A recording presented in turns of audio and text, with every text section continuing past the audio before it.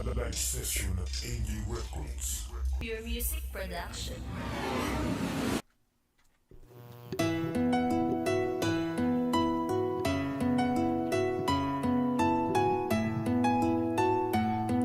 Shoutouts, Sakmus Rebels Production, Angel Records, live sessions.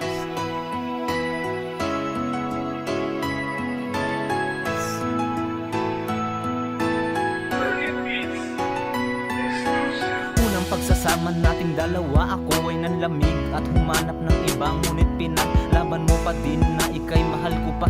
Kahit ikaw magtiyaga sa relasyon nating nababalot ng saya, lahat na lang ng sakripisyo ay ibinigay mo na. Ngunit kahit na anong gawin, di pa din ako sumasaya. Bakit ba ganito? Pagdating sa akin siya'y ibang iba. Ngunit nang ikaw ay umalis, buhay ko ay nag-iba. Sa pagising ng umaga, binabanggit kita. Laging sinasabi sa sarili na bakit umalis ka pa? Ako ay nag-iisa, nagmumuli-muli pa. Nakangiti mo na larawan, palamuti sa aking mga mata. Pagsisisi sa sarili, hindi mawawala. Kung hindi ko lang siyayas na di ka sana nawala. Nasaan na ang dating masasaya?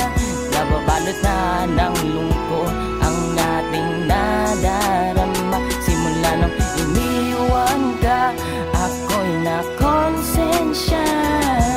Kung nalaman ko sana'y di ka sana muling iiwan. Kung simula ito magkasama tayong dalawa, di ko malilimutan na ang dati natin kisiya. Na halos-halos na lang lagi tayong magkasama. Kaya ang para sa akin na ikaw ay mahalaga. Pero nangyari na hindi naasahan na dumating sa punto na ikaw ay aking iwan. At yun lang, tsaka mo lang sinabi sa akin na mahal mo pala ako, bakit ngayon mo lang inamin? Nakakagulat na mga nangyari sa atin.